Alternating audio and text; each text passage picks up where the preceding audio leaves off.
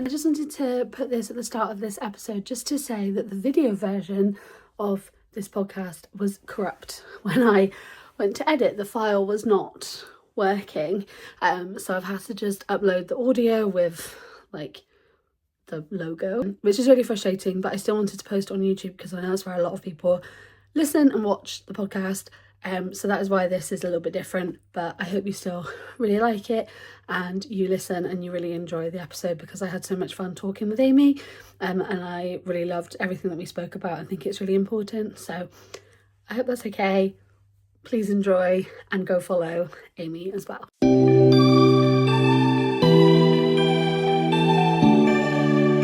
Hello everyone, welcome back to the Open Book Podcast. I'm your host Ren, and today I am joined with a guest, which is very, very, very exciting. We have Amy Clarkin, who's the author of What Walks These Halls, which was one of my favourite books that I read back when it came out. Genuinely one of the best books I read that year. I absolutely loved it, so I'm so excited that you're here. Do you want to tell us a little bit about you and your books? And Yeah, thank you so much for having me. I'm so excited to be here. So I write a YA series, the PSI Investigations. So the first book is What Walks These Halls, and the second one is Who Watches This Place. So it's about a team of ghost hunters in Ireland who have a different mystery every book. And I myself am from Ireland. Probably should have led with who I am and not been like my book. But yeah, so I'm a bisexual and chronically ill writer from Dublin, Ireland. And I am obsessed with telling stories and spooky things, which is ironic because I'm actually really easy to frighten. But yeah, the PSI Investigations are my first series or first books, not even first series. And I'm having so much fun writing them. So I'm working on the third at the moment. yeah, I genuinely love them. I'm always looking for books set in Ireland. I think I've said it before, but my dad's, that like Irish, my grandma came over from tiny O'Brien's Bridge, which is very, very like random place in Ireland. So when I was recommended them and it was like book set in Ireland, that's what like drew me to it first of all, because I was like, yes, I want more of these.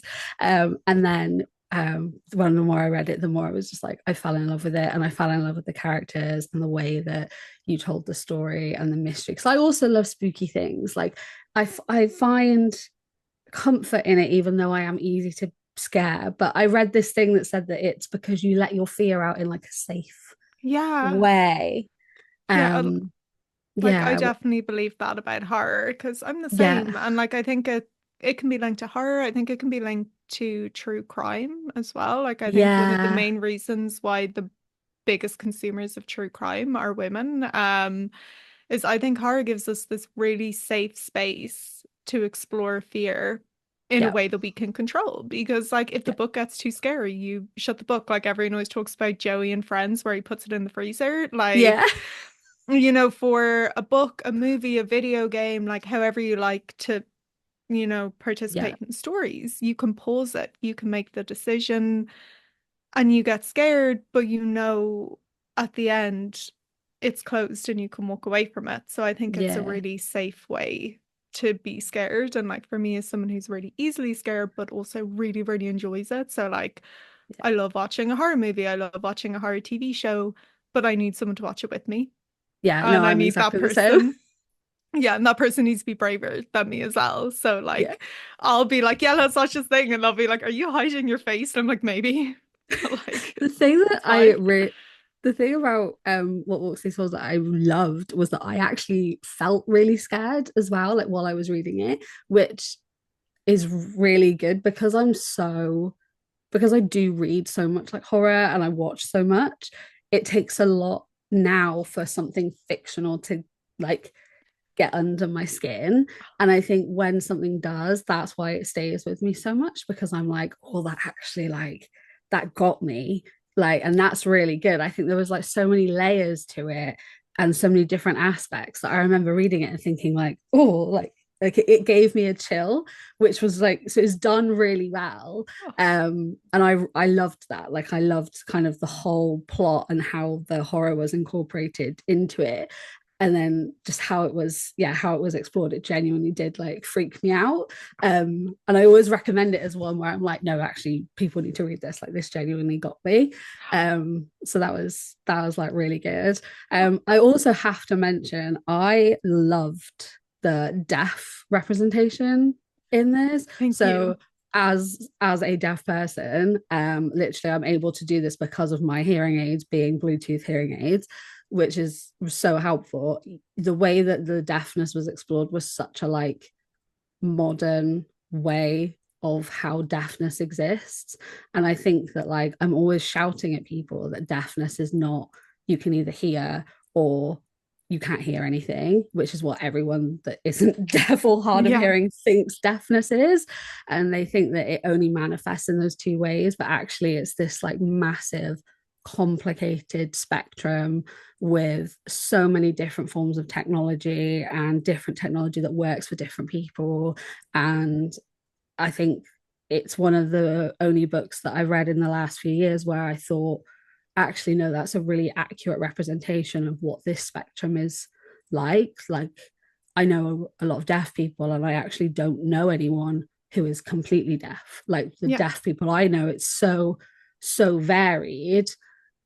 And I think that there needs to be more representation of that variedness of it and how it can manifest in lots of different ways and how people can be deaf for lots of different reasons as well. It's not just like this thing where something's not working. It can be caused by something. It can be because of an illness. It can be because of something. And like genuinely, that was something I remember reading it and thinking, oh my God, like this is more accurate to my experience of being deaf. And I absolutely loved it. So I Oh, want to like just fangirl at you oh, for a moment and thank be like, you. thank you for writing that, because it was one of the most accurate portrayals of deafness in a book that I've read in the Thank last few you years. so much. Like Ava's hearing loss is based on my own. So like pretty much her level of hearing, how she interacts with it. And so for me, I was just like, I hope people relate to this, but I was very aware that I was writing my own experience. And like you say, deafness is such a wide variety of experiences and levels and stuff that I was like, okay, I hope people get it, and I hope I don't let anyone down by like not representing their experience and kind of having my own. But just for me, I remember, I don't know if you've read Spellbook of the Lost and Found by I Moira Fowley. have. Yeah, yeah. Olive. Olive Yeah. was the first character that I read with hearing loss similar to mine. And I remember reading it and being like, Olive is doing all the things I do. Like I have hearing aid batteries scattered around the bottom of my bags. Yeah. I turn my hearing aids off when people are too loud and I want like Yeah. if I'm at like a rugby match and there's an annoying person sitting behind me, I turn my hearing aid off because it's like putting earplugs in Yeah. like and I'm just like I'm gonna lower this.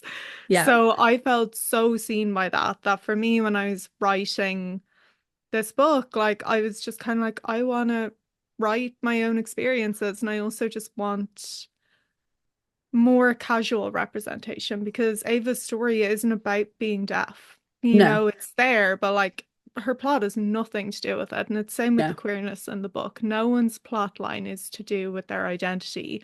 Yeah. And for me, that was really important because I was just like, I just want to show like disabled people and queer people who exist and their lives aren't defined by those things. It's something they have to deal with. So, like, you know, even with Ava, like figuring out how ghosts affect hearing aids and stuff was Yeah. really interesting. And like having like her hearing aids be drained when a ghost is draining on the batteries, because of course Yeah. that would include her hearing aids. And I just thought that was a really fun way to It bring was. in that stuff without kind of like and getting the representation in there without kind of being like everyone gather around and I'm going to teach you about Teach you deafness about because that's not deafness. what we're Yeah. like as a community. Like, so I'm really Exactly. glad. Like, it means a lot to know that you enjoyed how that was in the book because I think that's one of the things that means the most to me about those books is Yeah. her hearing and how she's represented. I think that like it's such a there's such a pressure, I think, on people who like disabled people or queer people to be like the educator of something, which I really struggle with a lot because a lot of people in my life who like ask me about my illnesses and stuff if they are not also ill. I've got a lot of chronically ill friends who they get it. So like we don't talk about it in the same way. We just like moan at each other. Do you know what I mean? Yeah. Whereas like the people in my life that aren't, sometimes they sort of expect me to like educate them on certain things. And I'm like, but I'm just quite chill about it. Like I was at uni the other day and I took my hearing aid out because it was like really annoying me. Um, because of the way it was like pressing with my glasses. Sometimes it gives me a headache. Yeah. And I took it out and I was just kind of like, I put it on the table. And my friend was like, I've never like noticed them. Like you just get on with it. Like I've never like actually thought, oh yeah, you're wearing them. Like you tell, you've told us and you record all the lectures and everything because of it. But you never sort of like say about it. And she's like, I wouldn't even notice. Like I wouldn't know. And I was like, it's funny because obviously I notice. So it's not like it's an invisible thing that isn't acknowledged to me, but it is sort of, you do just find yourself getting on with it in certain ways and you adapt in certain ways. And I think that's what was so good about the way that was done, like you said, with the batteries at the bottom of the bag, and like like my case is always there, and like I've always got a wire because mine recharge, so I put them in the Yeah. thing. So like I've always done that, and then yeah, taking them out at events and stuff. Like it's such a funny. It was just so real. Like it was such this like real representation of like day to day and how you just get on with it, but it's still like you still have to then adapt certain things. And I loved Yeah. the battery draining. Like that was, I was like, that's what would happen. Like that's literally what would happen. Like if all the technology went, it's also technology. Like that's happened. It was really good. And I just, yeah, it was, I really, really liked it. And Oh, I think there's place for books where the whole plot is yeah. deafness. And I've read books where the whole plot is deafness. And I think they're equally important and I love Yeah. them. But I do like that there's more, just this is how we just exist and Yeah. this is how we got on with it, because I think that then lets people see that like just people, you just get Yeah. on, you know what I Yeah. mean? Absolutely. And like that's things I really love the books as well that have it as a central kind of theme. I think that's really important to have as well. And I think that those books are really powerful for people too. But I just knew for me, I think as well because like I was writing it in lockdown in 2020 and I was writing it as an escape because I was shielding. I've ME, I was high risk. I I only was saw too. my family for 15 months. Like I lived Yeah. in my family and I saw them, but I didn't see a friend outside of like in No. person for 15 months. And that book was like my happy escape. So for me, I was like, I can't interrogate being deaf, I can't interrogate what it's like to be chronically ill because I'm trying to escape from it. Yes. But it was interesting to me that I still was like, but I'm still like, I'm writing it because Yeah. that's life and like we exist, we're everywhere. And I think people just don't notice because, like you say, I think especially with technology, like most people don't notice my hearing aids No. until I say it. And then because like I'm moderately hard of hearing, so I can get by without mine, but I'll struggle. Um, so if in a push I don't have them, I'll just kind of be like to people, I need you to speak up. Or like if I'm eating, I can't hear them. Or if I'm in a busy restaurant, I'm like, can I sit next to the wall so the sound can reverberate? But like you say, we just build these coping mechanisms and then we Mm-hmm. don't comment on them. We just do them. Yeah. Um, like even it took me years to figure out that like when I'm paying for something in a shop, I'll always try and have like a bigger note ready than I expect and I'll never pay an exact change. And I realized Yeah. after like a good few years, I was like, oh, I'm afraid of mishearing the cashier. Yeah. Because if I know I can see the amount on a thing, I'll always get the exact amount out. But if I know they're going to say it to me, Yeah. I'll always like have a card or else like if I have like a 20 and I know it's likely to cost €5, I'll be like, I'll just hand them the 20 and then I'm not going to awkwardly say Like the wrong thing or like give them like €2 and they're like, thanks, that's four. Can we have more? Or something like they just that. look at So you like, what are yeah. you? Yeah. No, So yeah. I'm the same. You just find the ways to kind of adapt it. It was like even things like when I when I was at the Eras tour, and like I knew obviously the set list beforehand because I Yeah. was like, I'll be able to sing the songs like before Like if I know the set list, I'll know the Yeah. order. And in all of the videos where we'd like recorded our surprise songs, there's always a delay on my face because I have to like wait to like feel it to be like, Yeah. okay, that's the song, that's the song. And it was like little things like that that was such a huge part of like my year last year, Yeah. but I still had to like adapt it. Yeah. And it is a really funny one, but it's I think it's important to highlight those Yeah. parts and to highlight the day to day because it's not Yeah. always this one big thing and then everything, you just find little ways to get through your day. Yeah. And that's what I really liked about this and the way that that was done. And I also think you say about you like writing it as an escape. I think you can read, like you can feel the passion that's gone into it. Like, so when I read it, so it was actually Gabby that recommended it to Yeah. me. And Shout out to Gabby. Gabby, Best. she'll be watching this, so Oh yeah. and I said, she said to me, she was like, I think you'll really like it. Like, I think it's like completely up your street and you'll love it. And I binged it in one go. Like, I absolutely, like, genuinely did. And I do just remember thinking, like, you could tell everything that had gone into it and the passion that had gone into it. And just everything had been thought out, which I think is really good when it comes to something supernatural, because I think it's so easy to fall into like the horror stereotypes where Yeah. things don't always like sometimes they don't make sense or sometimes the ending falls short because it's like you want whereas this felt like every part of it was really thought out, and even like the character development and the history of the characters with their family and kind of the different ways that they'd responded to trauma I thought was done so well in that regard. And kind of like I don't think people talk enough about trauma in horror. Yeah. And I was like, and I was reading it, and I was like, no, this would actually like this would mess you up. Like this Yeah. is something that like would have this lasting effect. And I think that the different responses and different approaches and the way that the coping was shown was done really well. Oh, And thank you. I'm like highlighting these things because these are the things I talk the most about. Like on my Yeah. channel, I talk a lot about the trauma side of things and the queer side of things and the disability and that kind of thing. But when you find a book that's able to really like hit those things, but do it in a really authentic way, like you said, it's not a I'm going to educate you on what it's like to experience this. Yeah. It's just this really like real and authentic route to telling the story, Thank you. which is what I Because loved so much about it.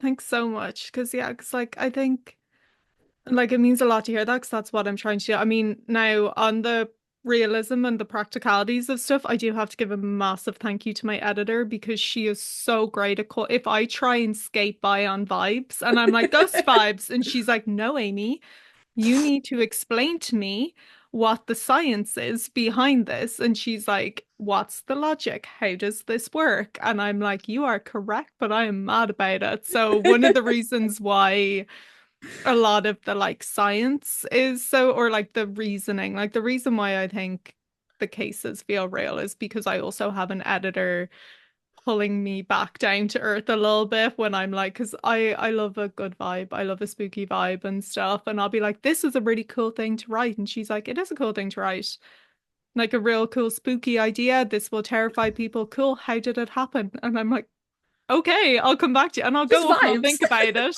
Like, I'm yeah, vibe, ghost vibes, Paula. And she's like, no, no, Amy. So yeah, so for me, like I'm really grateful to have her as well. But for the trauma, definitely, I think for me is really important because obviously, like I'm on the third book. And in the timeline, this is the third case in a year, and I'm like, these teenagers are not okay. No. And it was really important to me that in every book they still feel the effects of the Yeah. last book because I don't like when it's like, we went through all this stuff and now we're fine. I'm like, no, you came into this with trauma, then you develop more trauma, and then now you're on the next round, and like Yeah. different people are experiencing different things, but it's so important to me to make it clear that these things can get easier, but they're not going to go away. And, Yeah. sometimes and maybe they talk to each other or maybe they don't, and that's a cause of problems. But like for me, definitely, I didn't want it to be like, oh, the ending of What Walks These Halls happened, and then by the end of Who Watches This Place, they're all fine and Yeah, not upset about it at all because things happen at the end of What Walks These Halls. That would be very traumatic to experience. And I think I feel really bad when I think back over everything I've put them through, and like we're going into book three, and I'm just like, oh, they're still not having a good time. Like I am so sorry, my precious, precious children. But also we need a plot, so I guess you're but going on a haunted cruise ship. Off you go. you gotta Like, suffer. You gotta suffer yeah, about it. It reminds me of have you read The Girl That Can Move Shit with Her Mind? no, but I'm immediately adding it to my list. It's by Jackson Ford, and it is about a girl who's got like powers and she can move shit with her mind. Yeah, And it was like part of a government like initiative. So she's got loads of trauma, but as the books go on, the trauma is still very there, and like she still yeah, struggles with everything. And it's like it's more obviously sci-fi versus supernatural, but the trauma element of it, like not just being fine, reminded me of that. yeah, And that's what I really liked about it. Like, yeah, because like I said, they're not just going to be okay. Like, you're not going to go through something like that and then just be fine. Like, that's not yeah, what happens. But then also the fact that you can go through the same thing as someone else and your trauma can manifest differently, I think is also like so important to acknowledge yeah, because as humans we do that. Like you can even grief for example, you can lose the same person, but how you respond to that is going to be completely different to yeah. how the other person has responded. um and I thought that was something that was like done well as well, which I Thank you. like. Like my poor, poor traumatized PSI members, but I think they need to be though. They they're need to fine. be. Yeah, look, They'll be fine. They'll be they're fine. doing They'll be okay. fine. They're getting closer. They're supporting each other. I do like make references as well in the books about how like they need to go to therapy and they acknowledge it themselves because I'm a big believer that if you are in a fortunate enough position to be able to avail of it, which obviously not everyone is, but if you have the means, therapy is so helpful. Oh, So I'm like, I'm it's going to yeah. normalize it in these books because if you're a younger person and you're struggling with something, I think acknowledging that, hey, when you go through something, it's okay to need to talk to someone about it is important. Some of the best books acknowledge that therapy is like genuinely a really helpful thing. I mean, I'm at uni for my undergrad was psychology, and I'm doing my Yeah. master's in health psychology to help Yeah. people with chronic illness because I understand what it is like for Yeah. the mental side of that. So I am like huge therapy advocate because Yeah. it's literally my entire area of study. But I think it is important, and I think books where Yeah. it's mentioned are some of my favorite books. Books where it's actually like shown and spoken about and acknowledged is, I think it is so valuable. Like Yeah. you can't go wrong if you, especially if knowing that you've got a younger audience that are able to like pick up on that and see it as something that's normalized, because young people do pick up a lot of stuff from the books that they read, like Yeah. fiction or not. Like there's so much that people take from it, and I think it's so valuable and yeah, really important. And I really liked that you kind of were including that as well, like as the books go on. I'm very excited for book three. How are you Thank you. finding writing book three after like the other ones? Is it, do you find Yeah. the flow is a bit easier because you're sort of like, because it's like continuous, or yeah? It's an interesting one because every book has been so different. And I think how I've approached each one has been different. So, like, book one was I wrote that alone in my room, and it was a project, and I hoped it'd be published. But if it didn't get out there, it was fine. Like, and there was no pressure. And then book two, it was like, hey, do you want to write a book too? And can we bring it out this time next year? Which meant 9 months from drafting to publication. Wow. And I was still in the world and I was so immersed in it that I was like, yeah, absolutely. But like I did struggle with it just because it was a high pressure. And everyone kept telling me book two would be the hardest book you ever write. So I was like, okay, this was so hard, but like book three has to be easier. And then I started to write book three and I was just like, oh no. So like I've loved writing book three. I'm really proud of book three, and I think book three has so much of my heart in it. Like my heart goes into all of my books. But this one, I'm bringing in some stuff just about like chronic illness. That's really important to me. I'm really excited about the story. I'm having a lot of fun with it. But I had like so much going on this year. Like I injured my arms, like I'm having nerve issues, probably chronic illness related. I don't you know yourself, Oh yeah, they'll send yeah, you for tests. So typing was an issue for a while. And then like I just had like a lot going on. So that was all coming in. And like the book was both like an absolute escape for me and then also like an oh no, I need to write this book. And like and the fear I think with every book because I've been so lucky to have so many people care about them. I'm so scared of letting people down with each book. yeah, So I was kind of panicking to a friend of mine and I was just like I thought it would get easier. I think I'm getting worse. And he was like, first of all, you're not getting worse. You're being a perfectionist. And he just kind of went, look, with the series, every book is informed by the books that came before. So he was like, if yeah, you think about it, you're cutting off avenues every book because if something happens in book two, or if I establish something as canon in book two, that affects how the world operates in book three. And like yeah. when he said it to me, I was just like, oh, that's a really, really good point. Like, thank you for that. So I think it's been a really interesting process of both having so much fun going back to a familiar friend with all of them. That's yeah, because you do sort of put yourself in, like you establish something and then you have Yeah, to kind of carry on with that, and that must be quite hard to kind of consistently follow, like, and yeah, check like yourself and remind yourself, oh, I included that, so I have to do this. yeah, and like it's helpful in some ways because it establishes the lore and the methodology and how things work really well.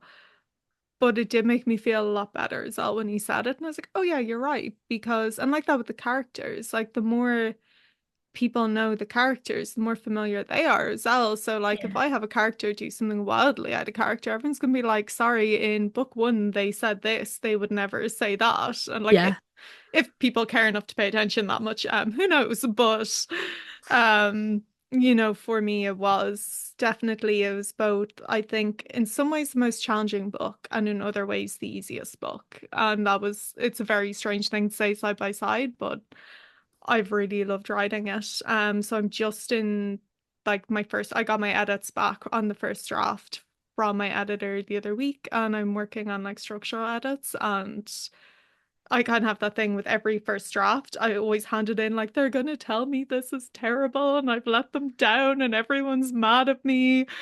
And then like the feedback has been really, really positive. Like there's work to do. Every draft is gonna have work to do, but like overall they're really happy with it. And handing it in made me realize like how much I love this book yeah, because I was just like, oh, if they hate it, I'm actually going to be devastated. Like I love the story yeah. that's coming in. So yeah, it's been a really great book to write in some ways. And then just I think it's more like external things have made the book stressful rather than the book itself. Yeah, But that makes sense. as Yeah, well, like for me, I kind of take the attitude of like, I want to grow with every book. So for me, I always hope that every book will be a step up from the next one. I want to keep yeah, growing from that as I learn and like kind of develop skills and stuff that I've learned from each book. So, it's fun to get to do that with this one. But yeah, I both have that thing where like I'm really excited for people to read it and I don't want anyone to ever read it. because it's like But yours. It's your thing that you've, like, yeah, yeah, spent so much time with. but it's coming out in autumn, so I think people are going to read it. So, I'm really excited. oh, I'm thank really, you. really, really looking forward to it. And I think you can see like the growth between book one and two. So I Thank imagine that you. it's going to be like, and it really is a series where you can feel kind of the love that's gone into it, which I think is really quite good, especially with a series, because I think sometimes, like, I mean, people say sequel syndrome, don't they? Where Yeah. like you fall into it, whereas I didn't feel that, or it felt really like strong and like a really good kind of like follow on and continuation to these characters and these worlds, and kind of stood on its own as well. Like it wasn't like in the shadow of book one, it like stood as its own entity as well, which Thank I thought you. was really good. So I really Yeah. liked that. My Yeah, hope is that like hopefully people will read the series, but for me as well, if someone picks it up who watches this place, I'd really like for it to exist as its own thing. So, Yeah,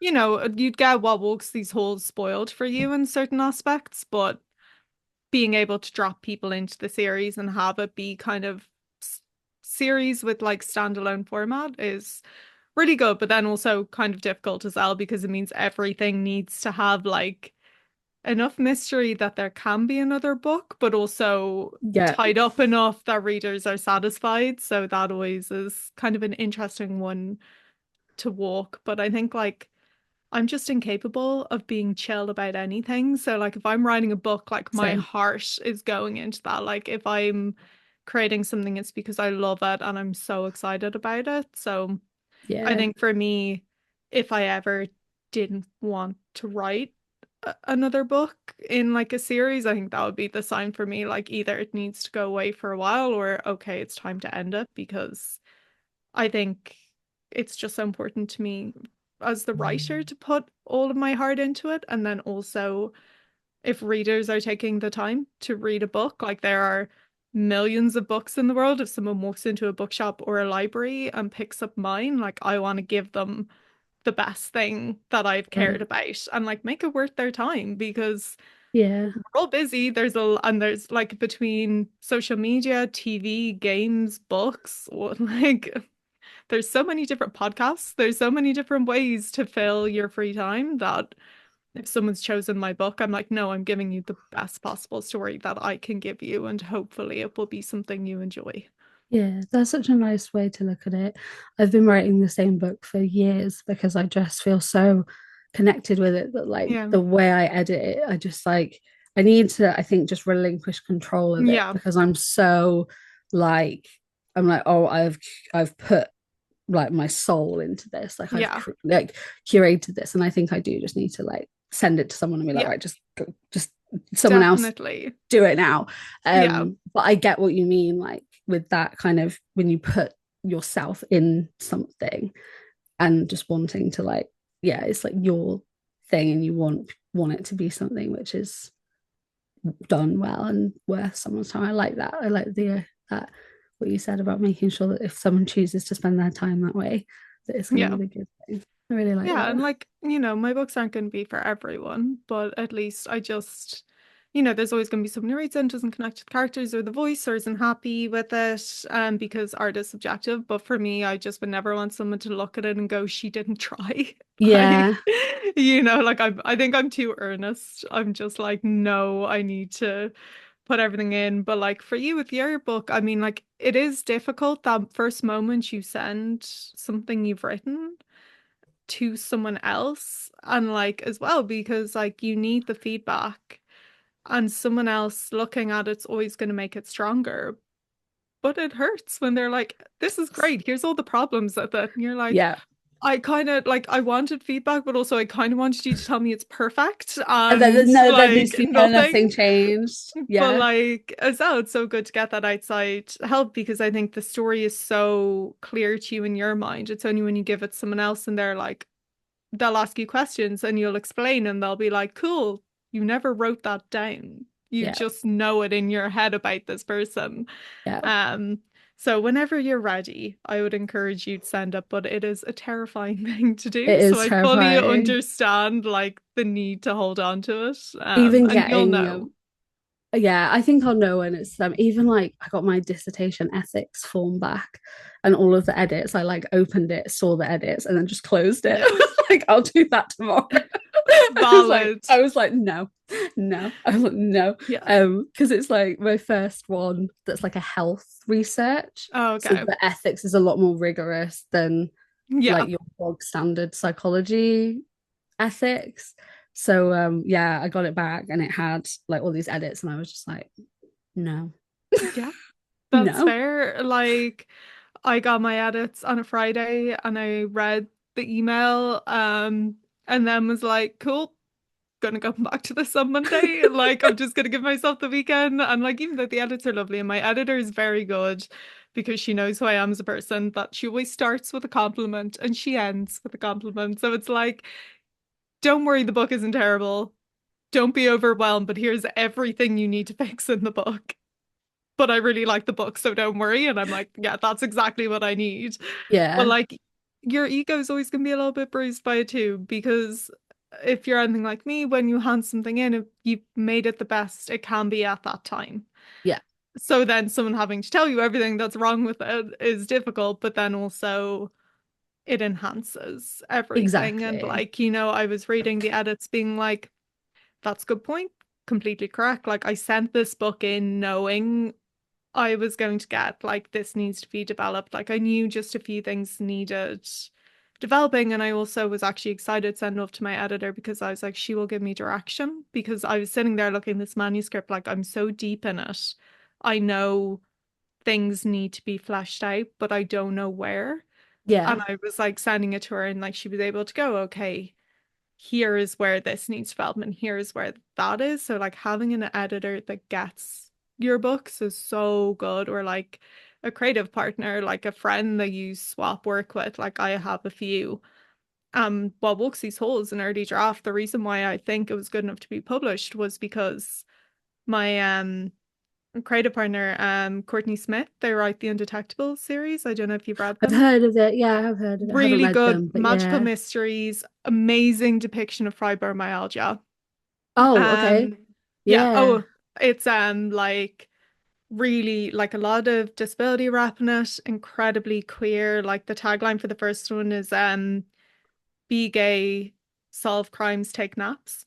Um, Love that. yeah, it's amazing. So I'd really recommend that I've series. The written that third one, down. two out now, third one comes out in autumn as well. That's cool. But Courtney sent me back really insightful feedback on my books, these holes, and they were 100% correct. And I made the changes based on what they suggested or just kind of pointed out. Like basically in the original draft of Wild Books, these holes, Fiona had no storyline. Like he was there, but he had no purpose in the plot. And they Yeah, were like, I love him, but if you removed him, the plot wouldn't change. Like the yeah, jokes and stuff would be gone, but there'd be no difference in the book. And I was like, oh my God, they're right. And I was just looking at it and I was just like, no, I love my son. Like he's not leaving the book. And yeah. I invented a whole storyline to keep him in it. And I actually think it ended up working really It well and did. made the It book did. stronger. And that's entirely from Courtney just being like, hey, what does this guy do? And Who is he? I was like, be adorable.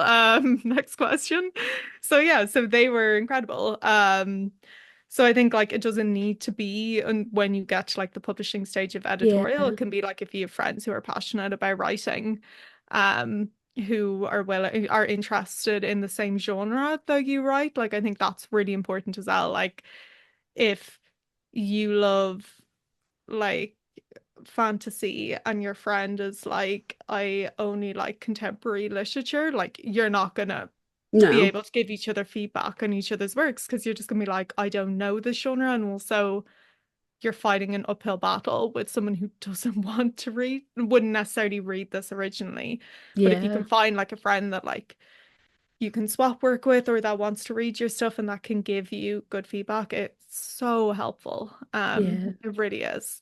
And like I have a few friends, like my friend Claire Robertson, her debut is coming out this year, some advanced notes on practical dreaming, and we would swap work and stuff. And it's really nice to kind of have that little group that yeah. is like willing to share work with you. And then a really close friend of mine, Rebecca, she's the only other person besides my editor that's read PSI 3. Oh, that's exciting. So she's read that and given me advice on it. So like having that group of trusted people has helped a lot because I think writing's a very lonely thing in some ways. And Yeah, like it's very insular and you have to be in your head a lot.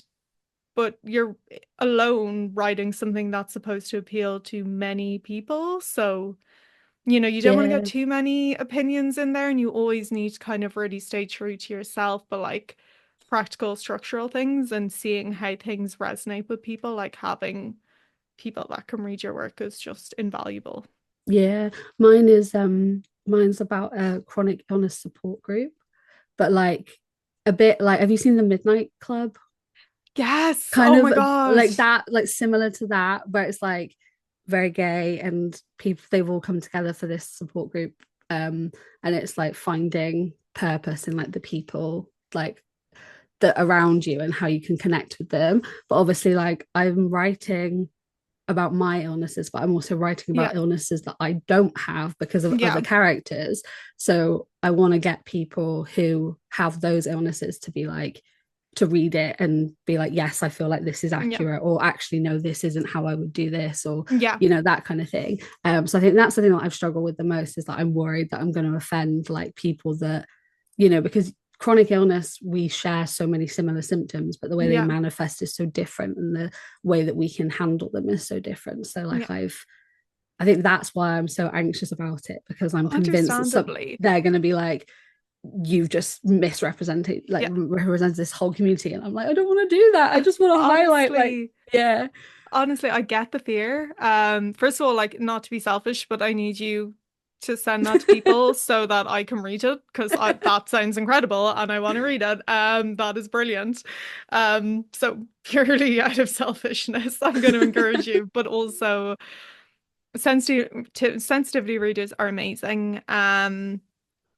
I think even the fact that you want to get them already yeah, puts you ahead of a lot of people, and I think someone who gets approached, like for me, if someone said to me, "Hey, I've written a hard of hearing character, like a deaf character, can you give a sensitivity read?" If they got, or ME, someone like I've written someone with ME, can you read it? If they didn't accurately represent me, the fact that they one wanted to represent it and two cared enough about getting it right that they asked me to check it, once they took the criticism well, then I think no one's going to be upset with you. yeah, Especially at that early drafting stage. Like it's a terrifying thing to do. Like I got a sensitivity reader for Who Watches the Space because I'm not asexual. yeah, And Fionn was his storyline was kind of not about being asexual, but his asexuality played a significant part. yeah, And it was so important to me because I was like, it was the first time I was writing about an identity that wasn't my own.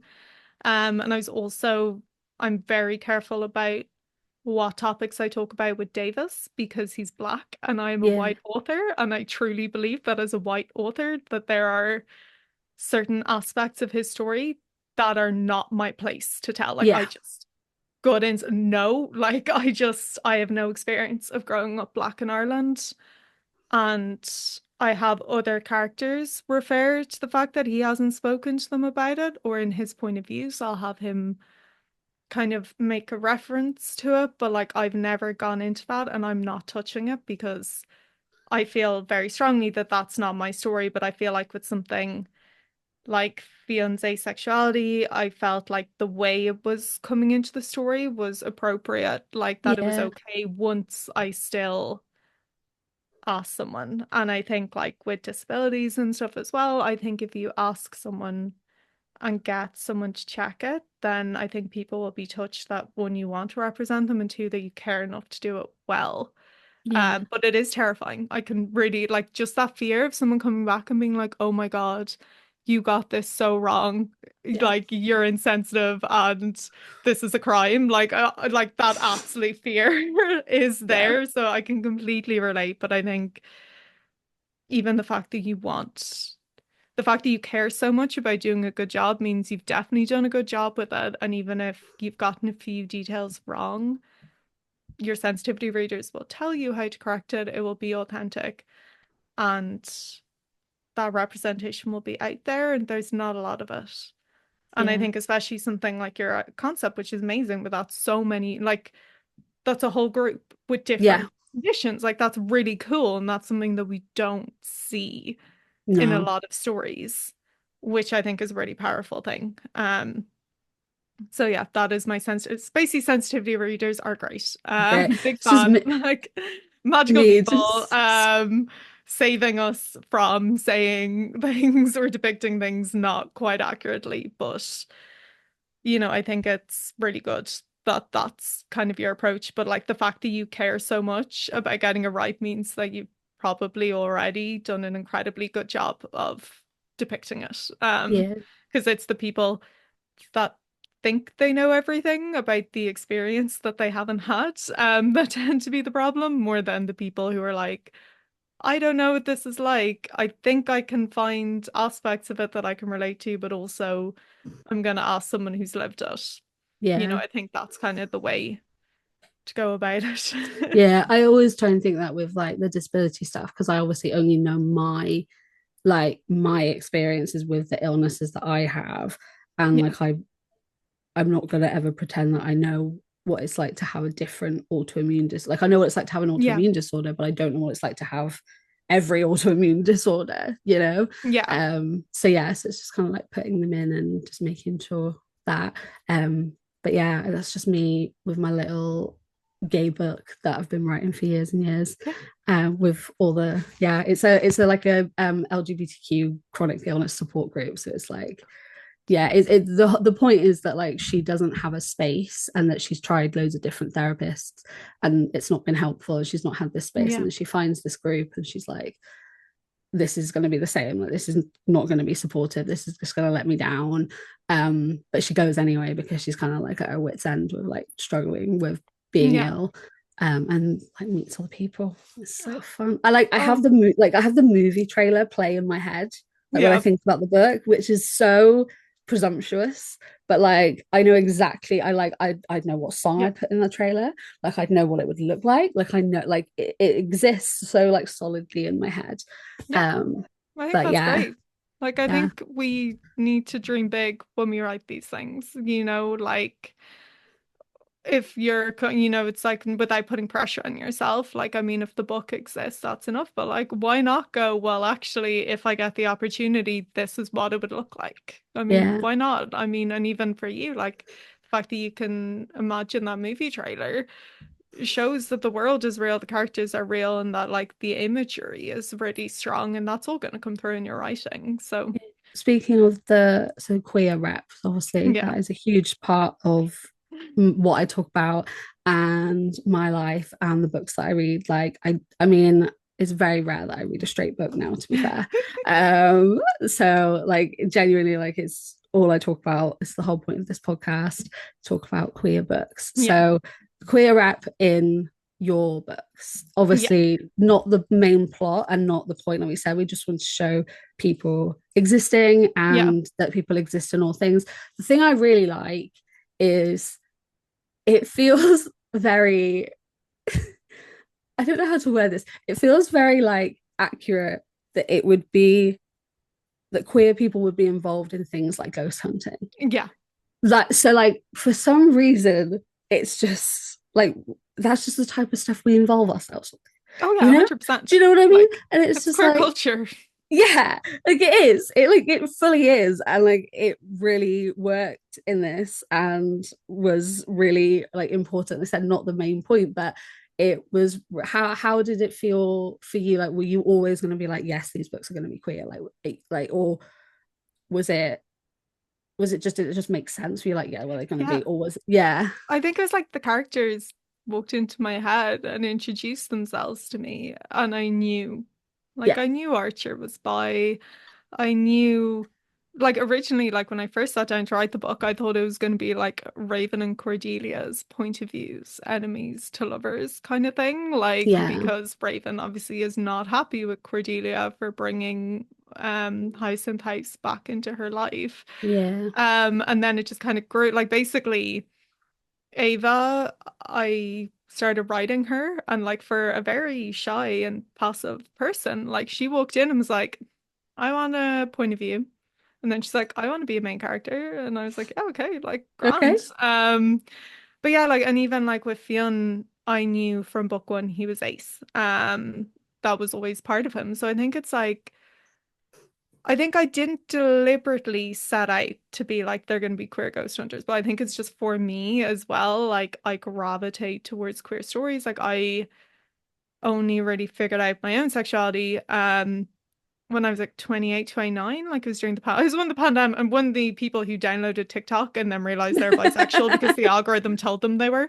And also yeah, through watching Merlin. It's very funny to me now because like I'm now look back and I'm like, how was I so oblivious for so long? But I think as well because, and I'd always been drawn to queer stories. And then I was like, oh, maybe this is why. So I think for me, because I was really exploring myself and like most of the books I was reading were queer, I was just like, it naturally came that way. Like it wasn't an intentional thing. It just made sense to me. Yeah.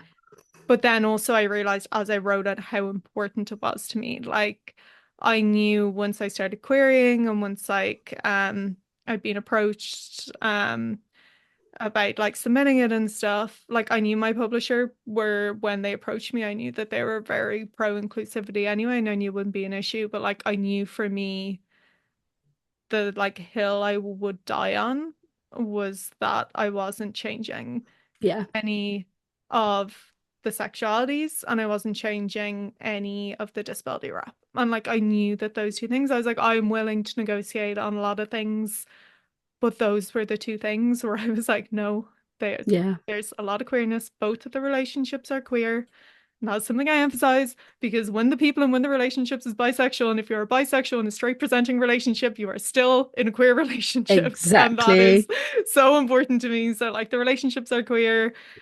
Um, but yeah, I think it was almost like when I met them, it just was like, oh, of course they are. So, I didn't sit down and kind of go, okay, I'm going to make sure this is here. But then for me, I just was like gravitated towards it. And then I was like, oh no, this means way too much to me. Like this would Yeah. never change. I think that horror is like inherently queer. Oh yeah.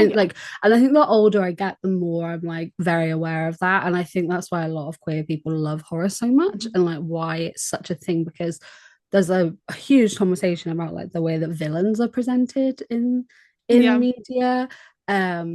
And like, the older I get, I'm like, yeah, like the villain is always like the other, like Yeah. the not mainstream character.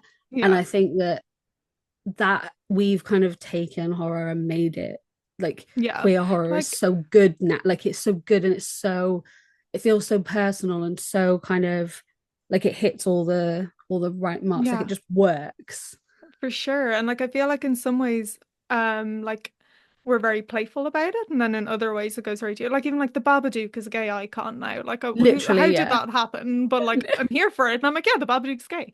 Um, but like it's an interesting one because I think it's like on the one hand, like we're really like we've just claimed the Babadook, and the Babadook is ours now, and like Yeah. everyone can deal with that. But then also I think horror again, like in back into kind of what we were talking about at the beginning of this chat about that safe space to Mm. explore things. I think horror is about exploring places that make you feel uncomfortable. And I think for a lot of queer people, they've always felt out of place and felt othered and felt like, they're maybe not belonging or like people are judging them depending on what environments they've grown up in and stuff. And I think horror explores that in so many ways. And like even, people are pointing out now how many like Disney villains are queer coded. Yeah.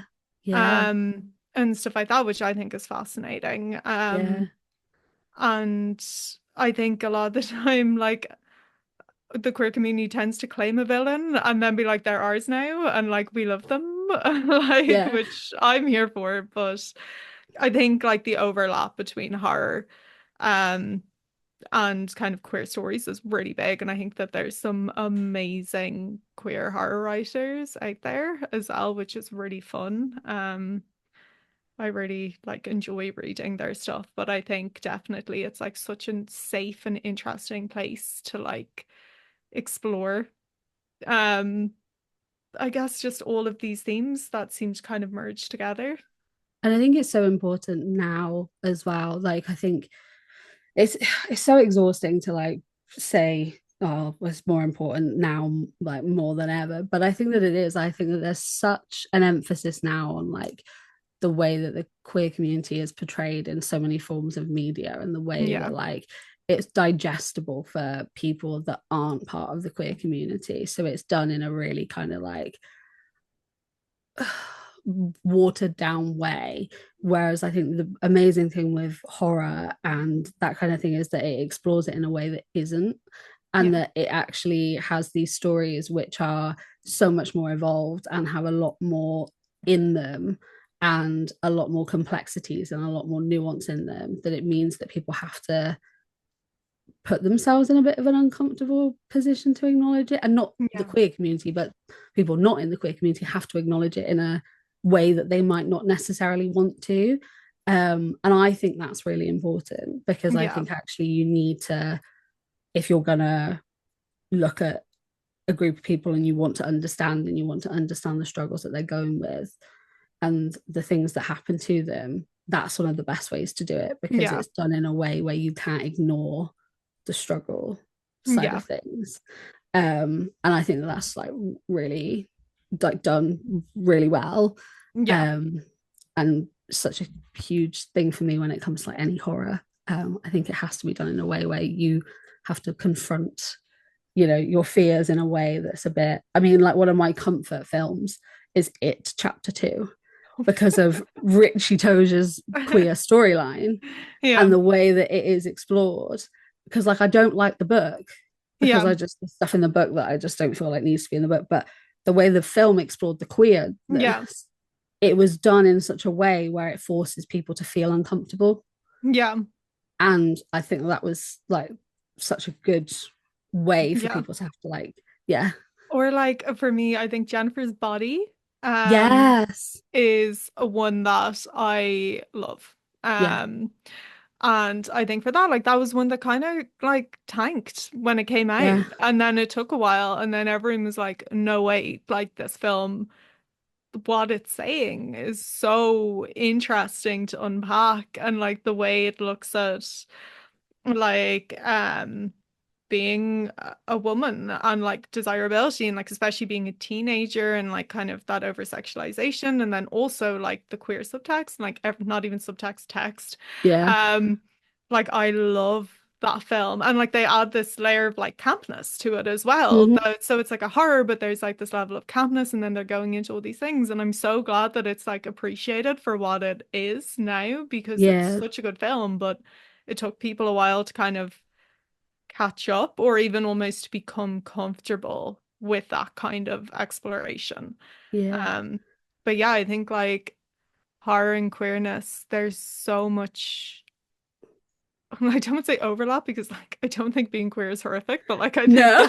horror, I'm quite fond of it, shockingly. Yeah. As someone writing, like as someone writing a queer horror series, I think I think there's just so many ways to explore being othered or Yeah.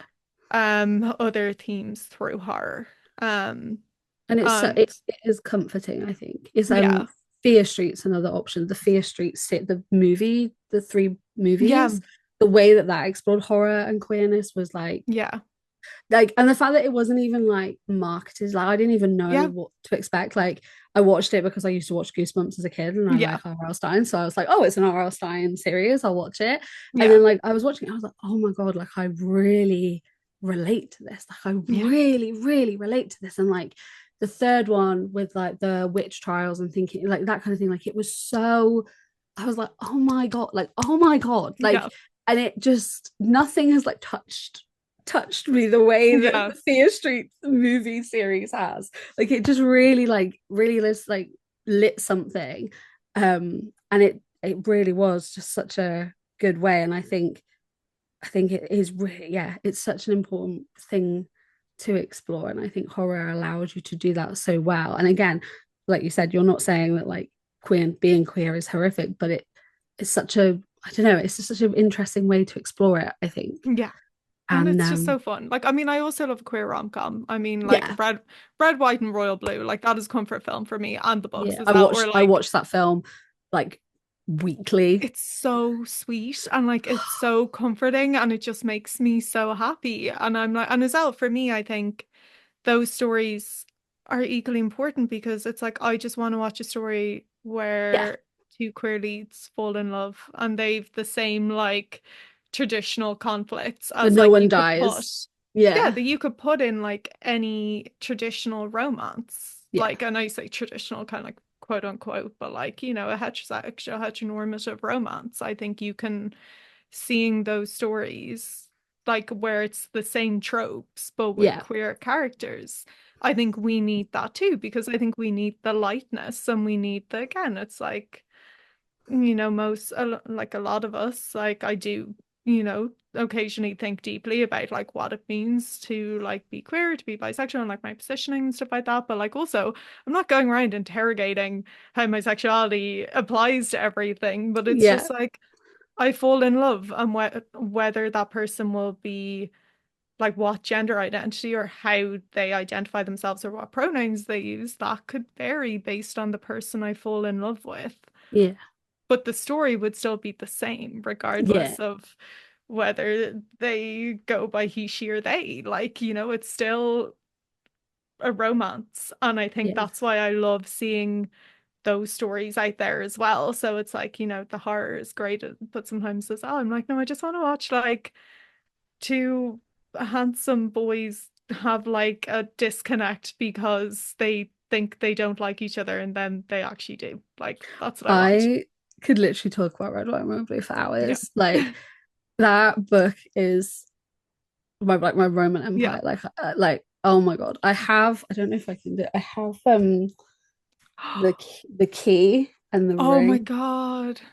And I was in the middle of nowhere in Yeah. Devon last summer, and it was really hot. So I had like a tank top on, literally petrol station, middle of nowhere, Devon. And this girl came over to me and was like, "Is that a red, white, and royal blue tattoo?" And I was like, hello. You are my people. Hello, Hello. I person. was like, I am literally the furthest down south Yeah. in this country and in like somewhere where there's no internet signal. Yeah. And you've said to me, is that a red, white, blue I'm tattoo? And I just was like, imagining like that Spider-Man meme where they're like pointing at each other and that's it Susie being literally like, was like the way I spun round. I was just yeah, like trying to get like a Tesco meal deal at a garage station. I turned yeah. around like, My other one. yeah, yes, it is. Yeah, because it's such a niche reference. Yes. Yeah, it's not even But like like a if you quote. get it, you get it. Like, and If you I get it, you love get that. it. Yeah, Like for me, my other one is Becky Albertelli's Imogen, obviously, I because love that that book is my book. life. Like Yeah. literally, had I gone through my bisexual awakening 10 years earlier, I would have been Imogen. Like I read Imogen and I'm like, I have never related so deeply to a character in my, and it's also just the sweetest, cutest rom-com and I I love love it it so so much. much. Like, and I have lost track of the number of times I've read that book and it's only been out for a few years. But for me, I was just Yeah. like, you've put it into words. And I think Yeah.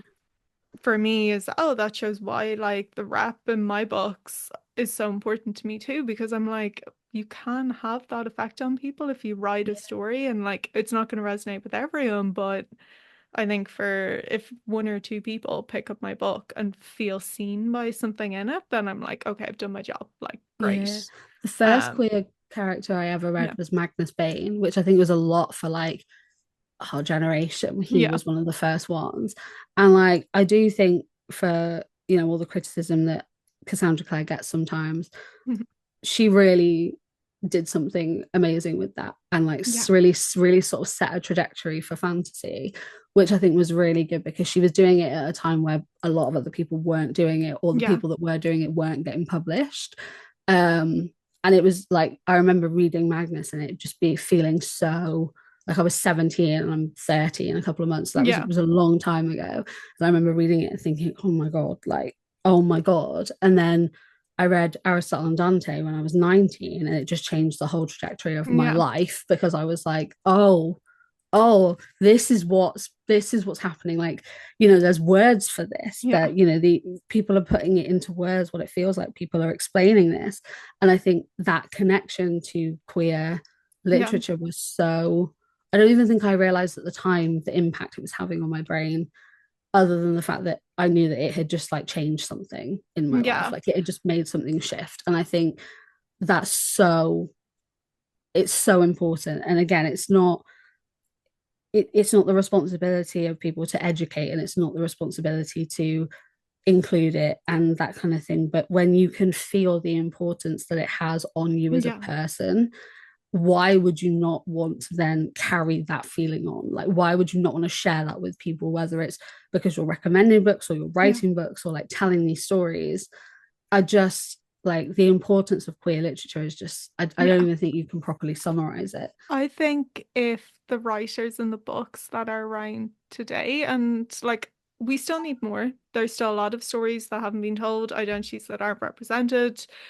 There's a nice bubble of queer lit, but like, obviously, still fighting with it. Then, obviously, with the landscape of publishing at the moment as well, it's like, there's a lot going on in terms of like the fear around like getting these books into people's hands.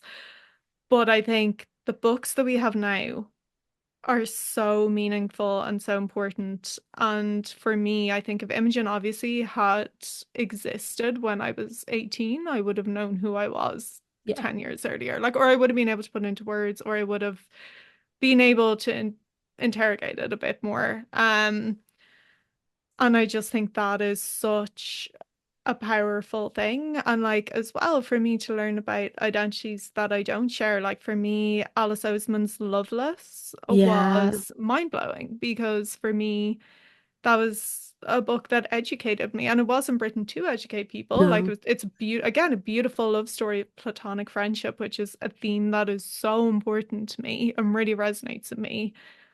But I learned so much about asexuality and also about like asexuality, aromanticism, everything like that. Like I do really credit that book with me being able to write Fionn from a sensitive place because I feel like I learned so much from that and then went off and did more research and everything. But like that book single-handedly taught me about an identity that I didn't know of beyond the name on My like the websites like of yeah, identities. my boldest claim is that I think Loveless is Alice's best book. It is. I will die on that hill. All Yeah. of Alice's books are phenomenal Oh and yeah. have done so much for me. Like, oh my god, Heartstopper, literally, like, love of my life, Charlie Yeah. Sparrow. Um, but I think the way that Loveless is, and I think Yeah. the fact that Alice said in an interview when they finished Loveless, they had to like pause, they had to like stop Yeah. and needed a break. And I was like, yeah, like you can tell you when you read it, you can Yeah. tell that you put everything into that. Yeah. Their heart is in that book, Yeah, like 100%. yeah, And I think like yeah, I'd agree with you. I think I've read most of their books. Like and again, like I'm a Heartstopper, like girly, absolutely love it. Also love TV show and think they did a really good job with it. same. But for me, Loveless was the book that introduced me to them. My book club did it. And it's a book that if I'm recommending one of their books, it's Yes, always Loveless. same. To start off with, where I'm like, yeah, know this one.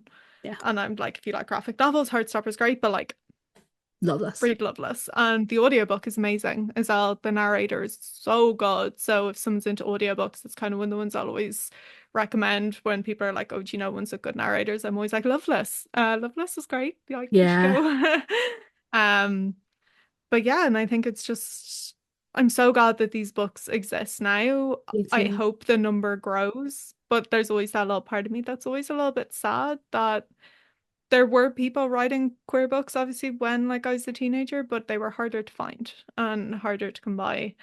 Um, and obviously the internet wasn't the place it is now.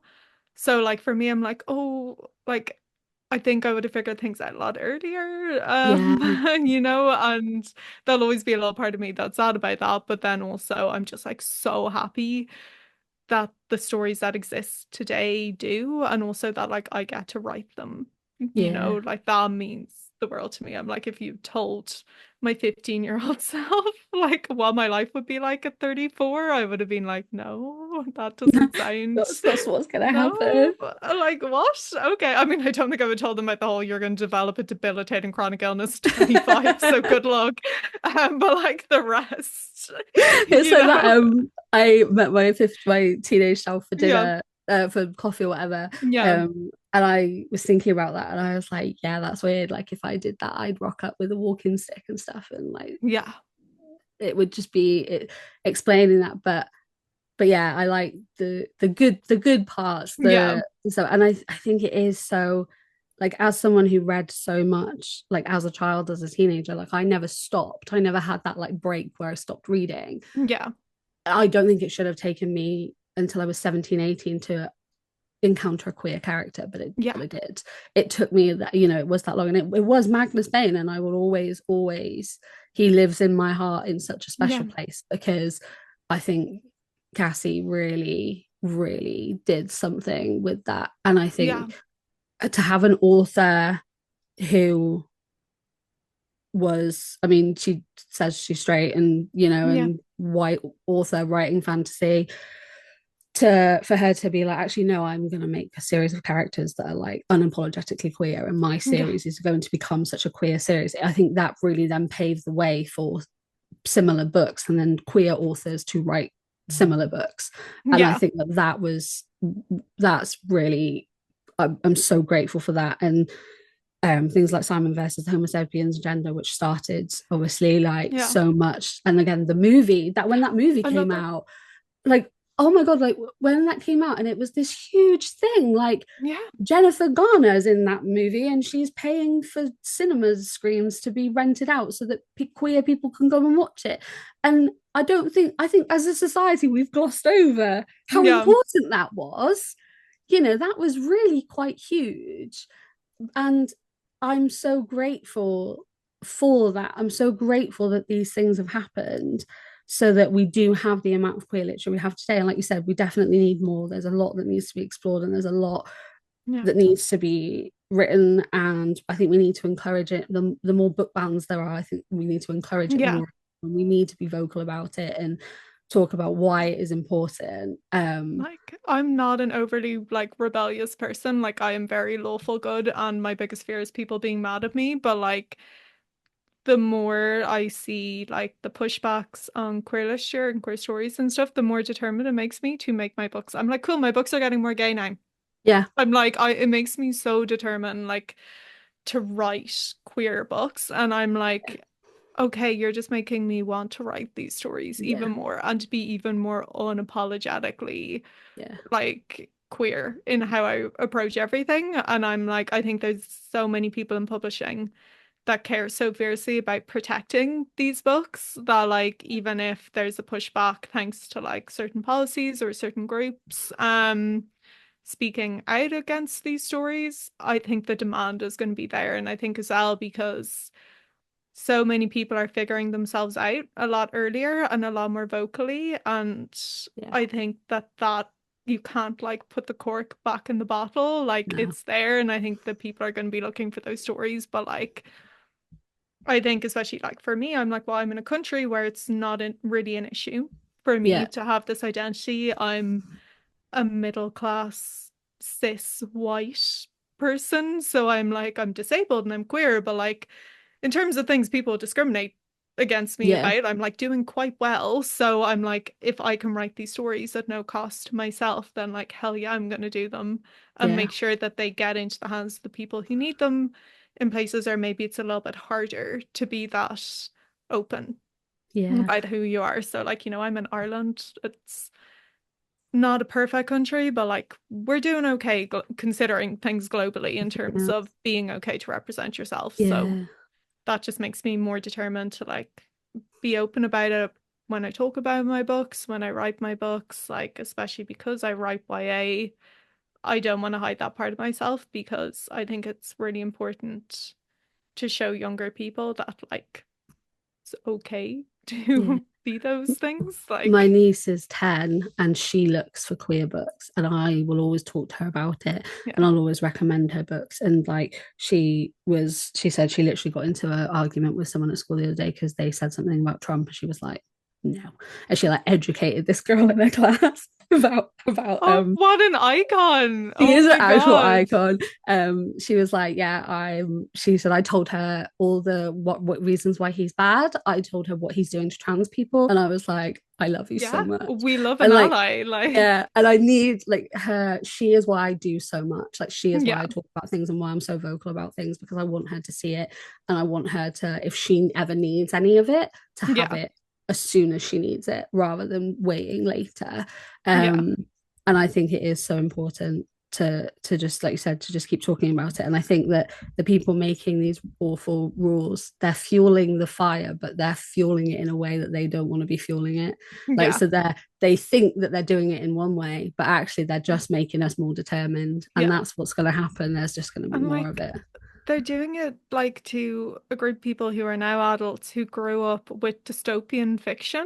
Yeah, Like we grow up on everything from Divergent to the Hunger Games. yeah, Like we literally have stand up against the establishment, yeah, like trained into us by all of our YA authors. So like I mean, like obviously I'm not advocating for anyone to go full Hunger Games on things, but what I mean is like that spirit of resistance in a yeah, legal, safe way is brought into us as a people. And I think, yeah, like I am hopeful. Like I think it's very easy to look at the state of the world right now and feel disheartened. But for me, I'm also hopeful at the amount of allies, the amount of people willing to stand up. And like I think as well, like for me, um, like definitely one of my biggest things is like we must protect trans people at all costs because yeah, they are the ones currently getting the worst of it. And I'm just yeah, like, and it's good to see people rally yeah, around and be like, no, we are like a full group. And like you can't turn like sections of us against each other. Like, we're going to stand by each other. And I think that's kind of a really good thing to see. So yeah, I agree. it's difficult times, but hopeful ones too, I think. And, part of me is always like, I can't really, like, part of me will get kind of like, oh, I can't really do anything practical. But then I'm like, well, look, if I can keep writing books, as someone who for her entire life has found solace in them and learned things from them, I'm like, well, if I can keep putting stuff out there, if I can give people a break from the world for an hour or two a day, then like I think that's a really good thing to be able to do I when the agree. world is on fire. That's a really Yeah. hopeful place to end it on. And I think that's really nice and really That's good. encapsulates, I think, what we both feel when it comes to like Yeah. queer literature and stuff. But yeah, thank you so much for joining Oh, me. thank you for having me. This has been I so had such a lovely. lovely chat.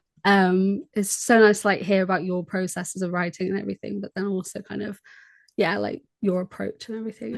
It's always really nice and interesting to hear Yeah, about. thank you so much. It's been so lovely. So yeah, thank you. Everyone go follow Amy. All of the links will be in the description of the video version of this, but also in the show notes on the Spotify version. So go follow, go check out her books. They are absolutely amazing. It's a phenomenal series. I have spoken about it a lot on my channel before, so people might have seen it, but if you haven't, genuinely, I cannot recommend it enough. So please go and check that out. And all the usual links are in the description as well. But yeah, thank you guys for listening to this episode of the Open Book Podcast, and I will see you next time. Goodbye.